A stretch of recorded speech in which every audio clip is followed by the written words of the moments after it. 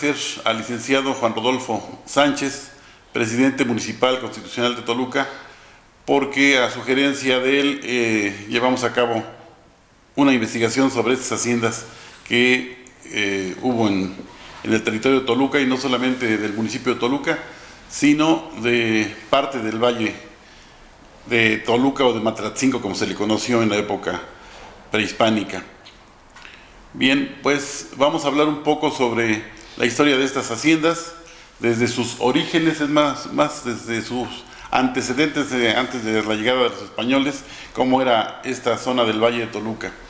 Todos sabemos que era una tierra muy fértil, donde se cultivaba el maíz, y había un buen clima para la producción de cereales, buena dotación de agua para el riego de las tierras, al grado que en la época de los aztecas, en la época de Atzayacat precisamente, se llevó a cabo la conquista de Matlatzinco, porque ambicionaban esta producción de maíz para poder alimentar a la población de Tenochtitlan.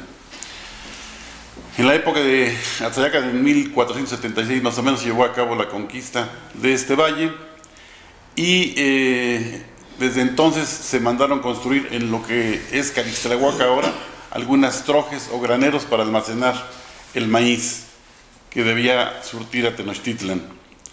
A la llegada de los españoles se dieron cuenta de que en esta zona alta del Valle de Toluca había las condiciones para desarrollar el cultivo de cereales como trigo, avena, cebada, que eran cultivos tradicionales traídos de España, sobre todo el trigo para alimentación humana, para la elaboración de pan, y cebada y avena para la alimentación del ganado y de los caballos. Bien, el área de estudio, como les comentaba, es una parte del Valle de Toluca, porque este valle es muy grande. Todos sabemos que va de la parte oriental de la Sierra de las Cruces y se extiende hasta el Nevado de Toluca, y de norte a sur, desde Ixtlahuaca más o menos, hasta la zona de Sultepec. Sin embargo, nosotros nada más nos estamos abocando a estudiar lo que perteneció en el siglo XIX, hacia 1800-1830, a la colecturía de diezmos de Toluca, la colecturía regional del Arzobispado de México, que corresponde más o menos a los municipios que integraron después el distrito de Toluca, ya avanzado el siglo XIX y en la época del Porfiriato. Estos pueblos eran Almoloya de Juárez, Lerma, Metepec, Temoaya, Sinacantepec y el propio Toluca. Ya en la época del Porfiriato se incluyó también Villa Victoria, porque ahí hay algunas haciendas de mucha importancia para la historia de esta región. Y también fuera de esta área específica del distrito de Toluca o de la colecturía de diezmos, incluimos a Calimaya por la hacienda de Zacango y a Santiago Textenco por la hacienda de Atenco precisamente. Bien, pues los estudios sobre las haciendas como unidades productivas se han desarrollado en los últimos 50 años. Antes de esta fecha, normalmente había estudios generales o algunas monografías, estudios específicos sobre alguna hacienda, por ejemplo la Gavia, últimamente también la hacienda de Mayorazgo, y estudios de conjunto, por ejemplo, ya recientemente, para celebrar el bicentenario de la independencia, el gobierno del Estado de México patrocinó el libro de historia de haciendas mexiquenses, que dan una idea de todas las haciendas del Estado de México, o de gran parte de ellas. Y sobre Toluca, pues sí hay algunos estudios, sin embargo, pues son específicos. Nosotros quisimos abarcar un panorama muy completo, bueno, general y completo a la vez, de las haciendas de esta zona. Y también, de alguna manera, arrojar un poco más de luz sobre el estudio de las haciendas, porque gran parte de la población sigue con esa idea de la historia oficial de que las haciendas eran explotaciones generadoras de miseria, que tenían sus tiendas de raya donde se abusaba de los trabajadores, que permitía a la tienda de raya endeudar a los propios trabajadores, que los vecinos de las haciendas eran despojados de sus tierras, etc. Entonces, un estudio que hizo el historiador Bernardo García Martínez del Colegio de México quita de alguna manera esta leyenda negra de las haciendas y dice que por lo menos para la etapa colonial esto no fue así. Quizá para el siglo XIX algunas haciendas sí pudieron tener una situación de estas, y sobre todo no generales, sino en algunas zonas del país como Yucatán, algunas haciendas enequeneras, o en la zona de Morelos, haciendas azucareras, que en ocasiones sí se llevaba a cabo una explotación de los trabajadores. Ahora, ¿qué vamos a estudiar? ¿La hacienda o las haciendas? Este mismo autor comenta que no se puede hacer un estudio de la hacienda porque no fueron un todo estándar o uniforme. Siempre influyeron para cada caso factores de tipo histórico, geográfico, de producción, factores de mano de obra, igualmente el estatus social de los propietarios. Todo esto influyó para que las haciendas no fueran algo estándar, sino cada una tenía sus peculiaridades. Se ha estudiado mucho a la hacienda o a las haciendas porque pues, fueron la base del sistema agrario del país y constituyeron un motor de desarrollo económico de nuestro país. Entonces, siempre se ha estado investigando en los últimos años sobre las haciendas para arrojar más luz sobre esa leyenda negra que debe quitarse. De algunas haciendas todavía quedan huellas. Desde el punto de vista territorial, sabemos que desaparecieron. Sin embargo, algunas se conservan los cascos y una pequeña propiedad alrededor de ellos. En otros casos, algunas haciendas ya están derruidas, sin embargo, pues todavía cuentan con un valor histórico y cultural. A muchas de ellas las conocemos solamente a través de fotografías y de documentos. En Toluca, por ejemplo, quedan algunas haciendas en pie, como la hacienda de San Juan de la Cruz, donde estuvo en la década de 1980 el archivo histórico del Estado. Algunas haciendas que han venido un poco a menos, como Buenavista Meana, donde está la General Motors, o la hacienda de La Crespa, donde hay ahora fraccionamientos, la hacienda del Carmen, que pertenece a una industria cervecera y que se ha transformado en lugar de eventos sociales, etcétera. Muy cerca de lo que es el municipio de Toluca, pues está en Lerma la hacienda de Doña Rosa, donde hay instalaciones de alguna dependencia federal, o aquí cerca de Sinacantepec ya, la hacienda de Barbabosa, que se llamaba antiguamente San José de los Ranchos, de propiedad particular ella, por ejemplo, o la hacienda de Santa Cruz de los Patos, donde está el Colegio Mexiquense. Bien, algunas haciendas de esta zona todavía continúan en poder de descendientes de los dueños que las poseyeron en el siglo XIX y en la época del Porfiriato. Por ejemplo, la hacienda de San José Buenavista en Temoaya sigue siendo propiedad de la familia Icaza. Y por cierto, ahorita en la entrada aquí del vestíbulo vi una reproducción del Acta de Independencia del Imperio Mexicano de 1821, y en esa acta firma un antepasado de los actuales propietarios de Buenavista, que era don Isidro Ignacio de Icaza. Lo mismo aparece la firma del conde de Regla, que era el propietario de la Gavia en ese momento. Bien, algunas otras propiedades ya están en manos de nuevos dueños que tienen mucho aprecio por la historia y las tradiciones de otra época. Es el caso de la Gavia, que en 1994 fue adquirida por los actuales propietarios. Otras están en manos de instituciones públicas, como ya mencionaba yo, el Colegio Mexiquense, o la hacienda de la Garcesa, aquí en la parte noroeste de Toluca, que está transformada en seminario. Y otras haciendas solamente las conocemos a partir de documentos. Por ejemplo, la hacienda de Comalco en Temoaya, que no queda vestigio de nada, únicamente a través de documentos podemos saber de su existencia y de cómo fue. Bien, todas estas haciendas, de alguna manera las que están todavía en función o rescatables, comenta Alfonso Sánchez Arteche en este libro de Haciendas Mexiquenses, que tienen un gran potencial cultural, deportivo, turístico, que habría que aprovecharlas como en otros países han aprovechado castillos, casas de la nobleza, palacios, para transformarlos en museos, en paradores de turismo, etcétera, que pudiera la gente acercarse a ellas, aunque sea a través de punto de vista cultural o turístico, pero que conozcan cómo eran las haciendas en otra época.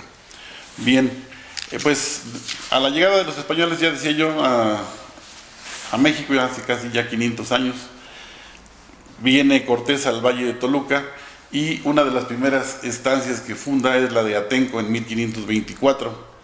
La fertilidad del suelo, la abundancia de agua para riego, etcétera, hizo que rápidamente hubiera una bonanza en esta estancia de Atenco, y la dedicó a la producción de cereales como maíz, trigo, etcétera, y de animales como cerdos en especial. Sus parientes, los condes de Calimaya, desde 1523 habían introducido los primeros toros de lidia a esta zona del Valle de Toluca. Entonces, se dice, por ejemplo, que hacia 1531, o sea, 10 años de la conquista, Atenco había producido 3,000 fanegas de maíz. Si lo transformamos a medidas actuales, estamos hablando de 165 toneladas. Para la época, pues es una gran producción, porque eran tierras vírgenes prácticamente, no había fertilizantes, el campo no estaba mecanizado. Ahí lo que revolucionó un poco la agricultura fue que llegaron los animales de tiro para las yuntas de bueyes, las yuntas con mulas, etcétera, y además el estiércol sirvió de fertilizante para las tierras. Entonces eso hizo que de alguna manera se elevara la productividad. Bien, pero ¿cuándo surge la hacienda? Muchos tenemos la idea de que desde la propia llegada de los españoles, con el reparto de mercedes de tierras, empezaron las haciendas, pero no es así. La hacienda de alguna manera es resultado de varias circunstancias. Por ejemplo, uno de los antecedentes es la encomienda. Para premiar a los conquistadores por sus méritos y hazañas en la conquista, Cortés empezó a repartir encomiendas, que era otorgarle a algún particular una zona determinada para que recibiera el tributo. La encomienda daba derecho al usufructo, pero no a la posesión de la tierra. Entonces, en esta zona del Valle de Toluca hubo alrededor de 22 encomiendas. Sin embargo, ese tributo, si no era en especie, eran animales, madera, combustible, leña, carbón, etcétera, podría ser en mano de obra. Entonces, al tener los encomenderos la mano de obra gratuita, pues tenían un ingreso neto. Pronto buscaron la forma de hacerse de tierras a través de mercedes. Muchas veces no era posible que se las otorgaran a ellos, entonces buscaban prestanombres o algún pariente para que solicitaran alguna merced de tierras para labor o para estancia ganadera. En un principio las labores prácticamente se le concedió a los nobles indígenas, que eran los que producían prácticamente el maíz y los que abastecían a los pueblos cercanos y a la Ciudad de México.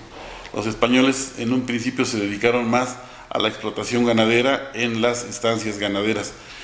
Las labores se otorgaban las mercedes en caballerías de tierra, o sea, una caballería tenía 43 hectáreas aproximadamente, y las estancias ganaderas había de ganado mayor que promediaban en las 1,750 hectáreas más o menos, y las de ganado menor en 780 hectáreas. Las de ganado mayor era para ganado caballar y vacuno, y las de menor para ovejas y cabras. Entonces, de alguna manera, con las mercedes de tierras, los españoles empezaron un poco a producir ganado, pero bueno, se encontraron con que el Valle de Toluca era tan fértil por el agua y los pastos que rápido crecieron los hatos ganaderos. Por ejemplo, uno de los productores aquí en lo que es el Cerrillo, donde era la hacienda Canaleja, después Alonso de Villaseca, en todas sus estancias llegaba a herrar 200,000 becerros por año, para que nos demos idea de la gran cantidad de ganado que se producía en esta zona, sobre todo en una parte que se conoció como la Sabana Grande. Hacia 1550 habían crecido tanto los hatos ganaderos de los españoles que los indígenas de Toluca se quejaban ante el virrey Luis de Velasco, que hizo una visita a esta zona, de que les destruían y les comían sus labranzas y sementeras. Entonces el virrey ordenó construir una cerca de 10 leguas de largo, más o menos de San Mateo Atenco a la parte de Ixtlahuaca, a un lado del río Lerma, hacia 1 kilómetro más o menos. El territorio que quedaba entre la cerca de adobe y el río era como de 1 kilómetro de ancho por 50 kilómetros. Entonces esas tierras fueron muy codiciadas. El historiador René García Castro, que es miembro de la Academia Mexicana de la Historia, menciona que esta cerca general fue construida en ambos lados del río, a los dos lados de la ribera, que quedaban igualmente tierras del otro lado del río Lerma, hacia el oriente. Entonces ahí se empezaron a desarrollar varias estancias ganaderas, la de Alonso de Villaseca, la de los Villanueva, que eran dueños de la estancia de la vaquería, que después fueron dueños de la hacienda de Mayorazgo en Otzolotepec, y la hacienda de la I, que se llamó hacienda de San Miguel, etcétera. Podríamos decir que este abasto de animales tan grande, llegó el momento en que era muy barata la carne, entonces se producía más que nada por los cueros y por el sebo que se ocupaba en la elaboración de velas y de jabones. Bien, otro de los elementos que se conjuga para que surja la hacienda son de alguna manera las epidemias. Desde la misma conquista, la epidemia que hubo de sarampión, después de Cocodlistri en los años de 1540 más o menos, y a fines del siglo XVI, la epidemia de Matlazáhuatl. Entonces disminuyó mucho la población aborigen, al grado de que de 20 millones de habitantes que había en lo que es Mesoamérica, se dice que se redujo a cerca de 1,5 millones. Entonces fue cuando los españoles de alguna manera empezaron a incursionar en la producción de cereales para poder abastecer a la Ciudad de México. Antes los indígenas, decía yo, que eran los que abastecían, llegaba gente con sus cargas en la espalda hasta la Ciudad de México. Ya después, en la última década del siglo XVI, se menciona que entraban hasta 3,000 caballos cargados de leña, maíz, que iban de esta zona, y hasta con productos de cerdo, que ya había crecido mucho la producción en esta zona, llevaban longaniza, espinazos, cueros, etcétera, hacia la Ciudad de México. Eso lo menciona el oidor Alonso de Zorita a mediados del siglo XVI, y era tanto la producción de carne en esta zona que, haciendo una comparación, había mayor consumo en la Ciudad de México a fines del siglo XVI de carne que en la propia ciudad de París, en Europa. Bien, al morir tanta población indígena, pues quedaron muchas tierras vacías sobre las que se volcaron los españoles. Después viene un programa de congregación de pueblos a mediados del siglo XVI que implementa el virrey Mendoza, y después a fines del siglo XVI el virrey Luis de Velasco hijo, el conde de Monterrey, el marqués de Guadalcázar. Entre 1593 y 1605 más o menos se lleva este programa de congregación de pueblos a cabo, que era fundar pueblos a la manera española, con una plaza central, con una área para la iglesia, para las casas del cabildo y casas de los vecinos y del comercio. Entonces esto hizo también que quedaran más tierras vacías, que después fueron solicitadas por los españoles por merced, otras por compra y otras por usurpación. Otro elemento que se conjuga para el nacimiento de la hacienda es el repartimiento de mano de obra. El repartimiento de alguna manera era una mano de obra pagada, pero era forzosa. De cada pueblo salían semanalmente y de manera rotativa gente para trabajar en las estancias de los españoles.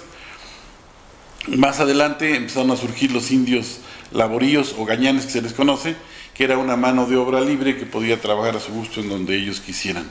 La misma corona española hacia 1632 acabó con el repartimiento y dispuso que la mano de obra fuera libre.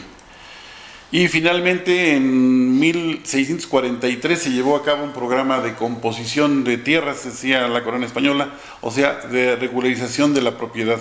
La mayoría de propietarios tenían demasías de tierras y entonces para tener ya unos títulos legales acordes con la tierra que poseían, pues regularizaron mediante una paga a la corona, regularizaron la propiedad.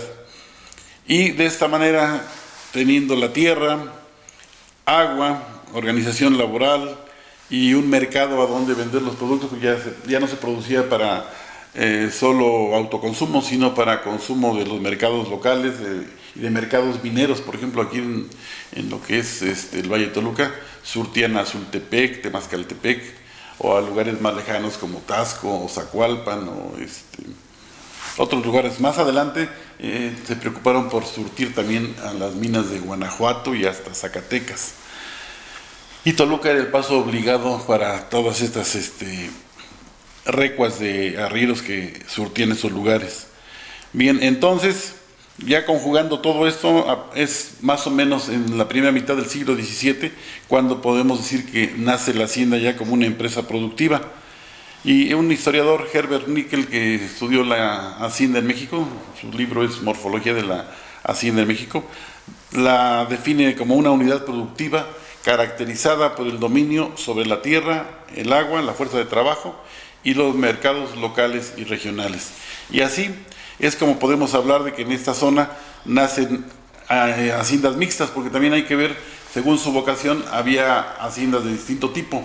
Las había cerealeras o agrícolas, ganaderas, mineras, pulqueras, enequeneras, azucareras, mezcaleras, etc. Pero aquí en lo que es Toluca abundaron las haciendas mixtas, o sea, agropecuarias, agrícolas y ganaderas, y con un poco de, en algunas zonas, de producción de pulque, pero esto más que para negocio en esta zona, era para abasto de la propia mano de obra. Y surgen entonces haciendas como La Gavia, Doña Rosa, Laí, Mayorazgo, Santa Cruz de los Patos, San Juan de la Cruz, que se llamaba San Nicolás, San José de los Ranchos, que se conoce ahora como la Hacienda Barbabosa, La Garcesa, La Crespa, El Carmen, Santa Teresa, etcétera. Nombres que nos suenan familiares. Bien, entonces las haciendas empiezan más o menos a funcionar como empresas productivas, van consolidándose, y es en el siglo XVIII cuando alcanzan su verdadera consolidación. En la segunda mitad vienen las reformas borbónicas implementadas por el rey Carlos III de España, y en 1767 se lleva a cabo la expulsión de los jesuitas, que poseían en la Nueva España más de 120 haciendas, o sea, poseían una cantidad pero grandísima de tierras, y de alguna manera era un temor para la corona que los jesuitas poseyeran tanto. Una de las mayores haciendas de esa época era La Gavia, que estuvo en manos de los jesuitas. Tenía para esa época cerca de 136,000 hectáreas. Decía en el siglo XIX la marquesa Calderón de la Barca que era una hacienda tan grande que tenía 30 leguas de largo por 17 de ancho, o sea, 125 kilómetros de largo por 70 y tantos kilómetros de ancho. En esta hacienda había todos los climas, desde clima frío en el Nevado de Toluca, templado en esta zona de Almoloya, a tropical en la parte de Guerrero y otras partes, porque llegaba, era muy inmensa, abarcaba parte hasta de Michoacán. Entonces, con la expulsión de los jesuitas, se ponen en manos de la Junta de Temporalidades las tierras de muchas haciendas que tenían las órdenes religiosas y después se pusieron en venta. Hacia 1777, el conde de Regla, que ya tenía algunas haciendas mineras en lo que es el estado de Hidalgo ahora, compra la hacienda de La Gavia y la de Santa Lucía, que está tan sonada ahora para la construcción del aeropuerto, y paga 1.200.000 pesos de contado en esa época por estas propiedades. Se dice que don Pedro Romero de Terreros nunca visitó su hacienda, no la conoció. Su heredero, el segundo conde de Regla, ejerció la medicina en Europa y tampoco vino a conocer su hacienda. Finalmente, el tercer conde de Regla, hijo de su primer hijo, sí poseyó la hacienda, tampoco la conoció, pero sí firma en el acta de independencia, como mencionaba hace un rato, que tiene ustedes aquí una copia. Ahí firma el conde de Regla. Más adelante se vio en problemas económicos este conde y la vendió a la casa Echeverría de Veracruz, que fueron los dueños de la hacienda hasta 1950. Durante 113 años la familia Riva Echeverría poseyó esta hacienda de La Gavia. Durante el siglo XVIII hubo diversas crisis agrícolas, por sequías, etcétera. Entonces algunos dueños se vieron en necesidad de buscar préstamos, hipotecas, y al no poder pagar los réditos y esos préstamos, terminaban rematando las tierras. Entonces aparecían otros dueños. Entonces en el siglo XVIII se da un gran traspaso, un gran movimiento de propietarios. Luego, otra de las presiones que de alguna manera influyeron para que los hacendados se vieran en apuros fue esta política de consolidación de bienes reales, también implementada por los Borbones. A los propietarios de Nueva España les pidieron, sobre todo a las órdenes religiosas y a la iglesia, que de las ventas que habían hecho de tierras le enviaran a la corona este dinero. Sin embargo, la iglesia en Nueva España más que nada tenía el capital prestado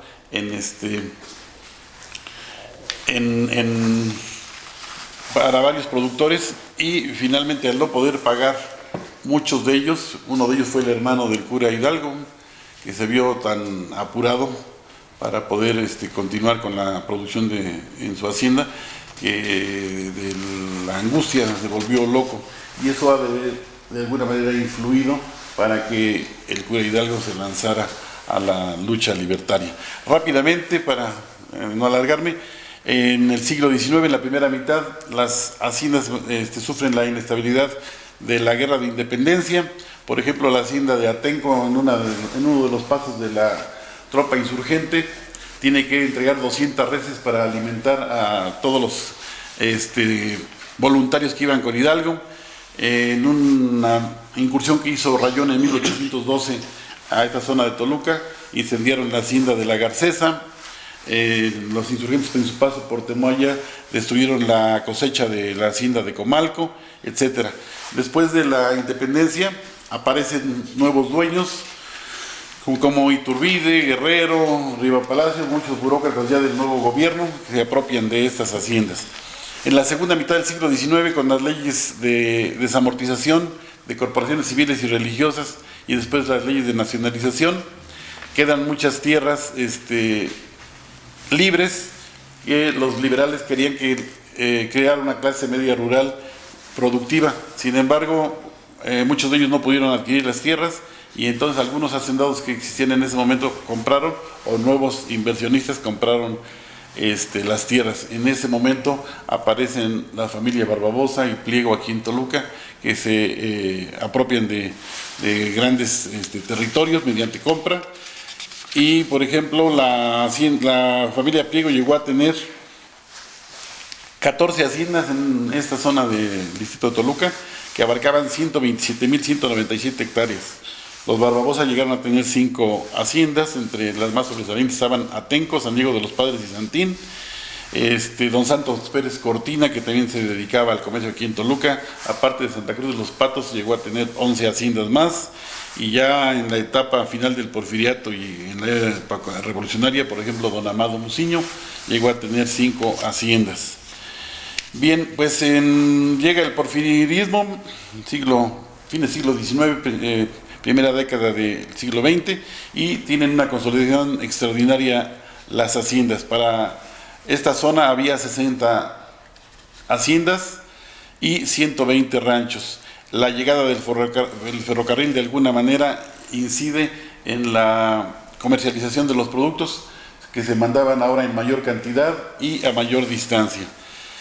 Viene la revolución y de alguna manera el paraíso de los hacendados que era Toluca, porque eran haciendas muy productivas y que además sus dueños empezaban a incursionar en otras áreas de la economía, como la inversión en ferrocarriles, en la minería, en la banca, en el comercio. Prácticamente la historiadora Pilar Iracheta menciona que fue prácticamente coto prohibido para los revolucionarios Toluca. Fue una zona donde prácticamente no hubo batallas ni nada así como en otras zonas del país. Y pues, después de 1915, y sobre todo ya en la época del cardenismo, de 1934-1940, viene el reparto agrario que da fin a las haciendas comunidades productivas. Muchas gracias. Pues únicamente quiero agregar ciertos detalles de las haciendas, empezando que la ciudad de Toluca tenía una extensión de 144,000 hectáreas y tenían asentados allá, según Margarita García Luna, la historiadora, tenía 28 haciendas y 23 ranchos en la municipalidad. Más adelante ya existían ya 66 haciendas y 120 ranchos. Todas las haciendas y ranchos fueron explotados de alguna manera, siempre fueron productivos. Ya mencionó el licenciado hasta algunas importantes, pero son una infinidad de ranchos. Está Comal, Cuatizapán, San José Barbabosa, La Huerta, San Pedro Tejalpa, Pastejé, Salitre, sí, porque abarcamos hasta la zona de Villa Victoria, que es lo que tenemos.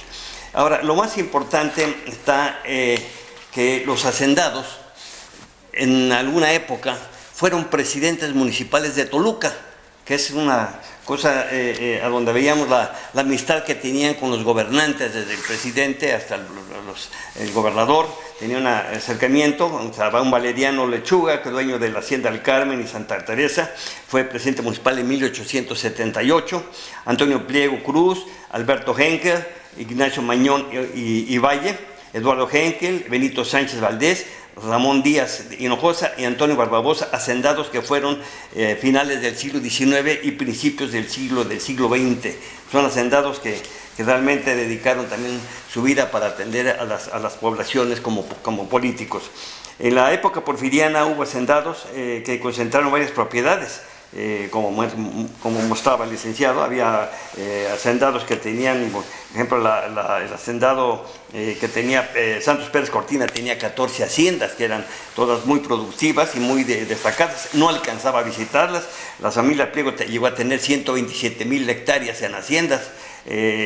Don Amado Muciño Becerril tenía 5 o 6 haciendas, en fin, todas estas haciendas tuvieron un fin cuando vino la revolución, cuando vino la independencia de México, fue un problema, pero luego cuando vino la revolución, fue en el inicio de 1915, fue la repartición ya general de las haciendas, y afectadas pues, realmente con una limitante, según el Código Agrario, de 150 hectáreas de riego y 300 de temporal. Era el límite que tenían para poder operarlas. Entonces, con eso no era posible atender extensiones a los que tienen ahí una infraestructura, unos cascos ya establecidos ya para recibir cosechas enormes o corrales para tener cantidades muy fuertes de ganado. Entonces, todos fueron afectados. Y de alguna manera, por ejemplo, se formaron ya los ejidos. El ejido, por ejemplo, de Villa Victoria se formó en 1935 con tierras de la hacienda de El Pilar, propiedad de José Ballesteros y Pliego. los ejidos de Suchitepec y Palizada se formaron con tierras de la hacienda del mismo nombre, propiedad de María de Jesús Medina, viuda de Pliego. El ejido de San Luis La Gavia también formó otros ejidos. Y la Gavia, la hacienda de La Gavia, formó más de 50 ejidos. Entonces fue realmente una desgracia para los hacendados, para los explotadores de buena fe del campo, que haya sucedido este trastorno completo a la agricultura y a la ganadería. Los propietarios tenían sus estancias y vivían, por lo regular, vivían en las ciudades, no en las haciendas, vivían en las ciudades. No tenían una infraestructura. La infraestructura de las haciendas fue realmente ya en finales del siglo XIX, cuando empezó a venir la época porfiriana, cuando ya los hacendados ya visitaban Europa, otros lugares, ya tenían la facilidad de conocer realmente otros mundos diferentes, y la decoración cambió. Ya empezaron a introducir grandes espejos, muebles, etcétera, y ya tenía una presencia ya palacial, ya toda la infraestructura hacendaria. En las haciendas tenían también muy importante tener la división del trabajo que tenían las haciendas. La primera autoridad era el hacendado. Después tenía gentes como el administrador, que era como un tenedor de libros, atendía la administración general de los ingresos y salidas de las haciendas. Y luego de ahí surgían el caporal, que era el que manejaba los grandes hatos de ganado, y el que dirigía también a todo lo que es el vaquero, el arriero, el pastor, el caballerango, etcétera, eran manejados por el caporal, y tenían una jerarquía ya establecida las haciendas, y los trabajadores tenían ya sus labores de 12 horas, que era lo que tenían en las haciendas, y iniciaban con un alabado sea Dios, y iniciaba el trabajo. Los cascos eran rudimentarios, no tenían gran infraestructura, pero la fueron corrigiendo con el tiempo. Ya la casa grande de las haciendas, pues había comentarios de las visitas. Por ejemplo, la marquesa Calderón de la Barca, que llegó en 1840 a México, en su visita a la hacienda dijo: la hacienda no es más que un enorme caserón vacío, sin muebles y sin libros. Más bien fue a mediados del siglo XIX cuando varias propiedades abandonaron la austeridad y empezaron a transformarse en construcciones con mejor arquitectura y mobiliario. Al respecto, Manuel Rivera Cambas, un gran historiador, comentaba: las haciendas del Valle de Toluca tienen buenas casas para habitación, laceras, trojes y demás oficinas de las fincas son en lo general vastas y sólidamente edificadas y muy bien ventiladas. Son opiniones de gentes que vivieron y estudiaron realmente el tema de las haciendas.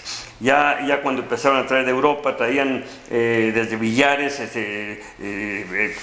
cuadros, biombos, relojes, baúles, alfombras, etcétera, todo para mejorarlas, y ya se hacían unos verdaderos palacios de las haciendas. Hubo haciendas que fue un desgaste realmente de los hacendados, crearles tanta infraestructura para quedar las haciendas derruidas.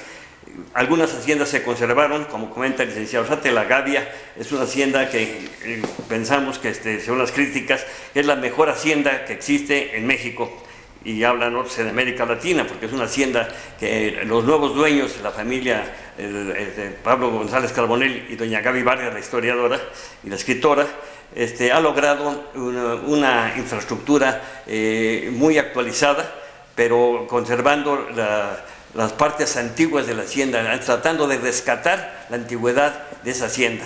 Y la crecieron también en extensión, porque la hacienda llegó a tener en su origen 136,000 hectáreas, y actualmente tenía 220, fue la protección que les dio realmente la reforma agraria, y la crecieron ya hasta 500 hectáreas. Entonces yo no creo que haya otra hacienda mejor desarrollada actualmente, de la hacienda de La Gavia. Las haciendas, pues como todas en general, tenían sus cocinas tanto para guisar como del humo, estaban ubicadas en los patios traseros, no muy lejos del comedor. La tortillera preparaba las tortillas en el comal, que estaba en el fogón, en la cocina de humo. La cocina principal contaba con un brasero que consumía leña y carbón, etcétera. Todo era un sistema de época, que no había otra forma. Luego, las haciendas tenían algo muy importante, que era la calpanería. Conforme las haciendas fueron contando con manos de obra permanente, se hizo necesario construir viviendas para alojar a los trabajadores. Así surgió la real o la campanería. Ahí los ubicaban, que eran caserías o lugar de casas, que constaba en un conjunto de pequeñas casas o casillas. Es donde se deriva el nombre de acasillados. Entonces esto fue ya en el proceso que siguieron las haciendas cuando ya estaban organizadas y cuando ya tenían una cantidad suficiente para poder operarlas. Una hacienda de explotación de 3-4 mil hectáreas pues requería muchísima infraestructura y muchísima gente para atenderla. Las iglesias a partir del siglo XVII fue más constante que las propiedades contaran con iglesia o capilla, que ponían bajo la ubicación de algún santo de la devoción del dueño. Entonces eran realmente parte de lo que contaba la infraestructura de la hacienda.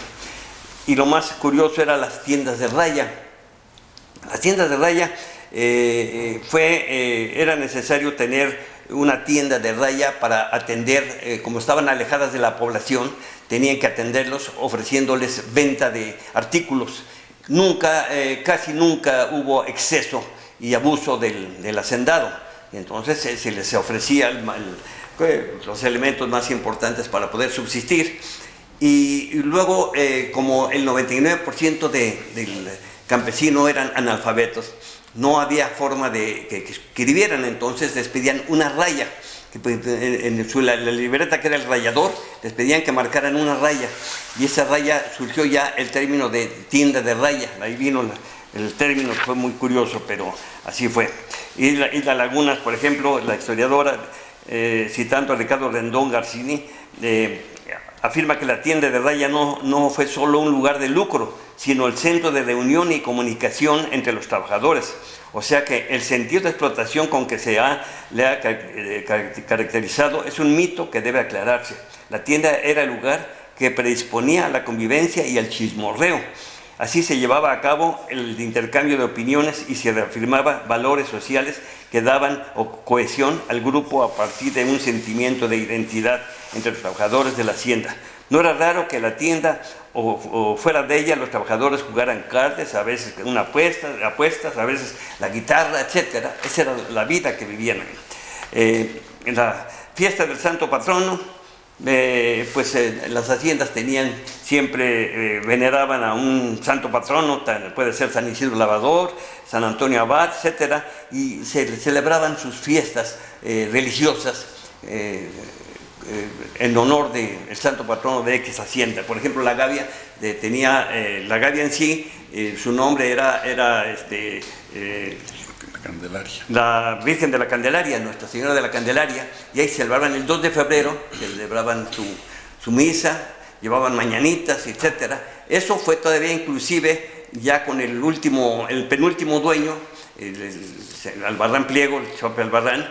Él celebraba fiestas ahí como si estuvieran en la misma época, y ya actualmente ya no, porque ya había un tumulto ya de gente que llegó a maltratar las instalaciones. Entonces ya optaron por atenderlos de otra manera y sin obstruirles el paso a la hacienda para sus ceremonias religiosas. Ese es como se maneja en la Gavia. Los eventos sociales, por ejemplo, los eventos en la hacienda de San Nicolás Peralta, que fue una hacienda muy importante, una hacienda porfiriana, y justamente fue de don Ignacio Latorre, yerno de don Porfirio Díaz, casado con doña Amadita. Se comentaba mucho de esa hacienda porque dice: en San Nicolás Peralta, Estado de México, se han verificado notables suárez, tertulias nocturnas que han hecho época en México, notables y coleaderos, y capaderos, y memorables días de campo y cacerías. A la mayor parte de estas fiestas han concurrido el señor presidente de la República, el señor gobernador del Estado y lo mejor de la sociedad, tanto en la capital de la República como en el Estado. La servidumbre numerosa atiende constantemente al visitante, adivinando sus caprichos, etcétera. Todo esto venía, era un lujo lo que manejaban en esa hacienda. Luego vienen en las haciendas Normalmente terminaban las labores del campo, levantaban las cosechas y se celebraba con un combate, le llamaban combate, era la fiesta de celebración final de la cosecha. Normalmente era en noviembre, porque pues estamos hablando de cosechas maiceras en noviembre, donde participaban tanto el dueño de la finca como los trabajadores. Algunos se encargaban de adornar la cruz, etcétera, llevarla a bendecir, etcétera. Y luego eran muchas obsequios que les entregaban a los empleados, les daban de comer, los atendían debidamente a la gente. Manuel Rivera Cambas menciona con detalle la forma que cobraba la celebración del combate a fines del siglo XIX la región de Toluca. Dice: cuando finalizan las cosechas de maíz y trigo, el mayordomo y el caporal arreglan la hacienda realmente para atender a todo su personal. Y así como viene esto, todas las haciendas tenían su vida, había fiestas del capadero, el herradero, pues todo eso, esas celebraciones eran muy importantes en las haciendas, eran parte de la vida y la rutina de las haciendas.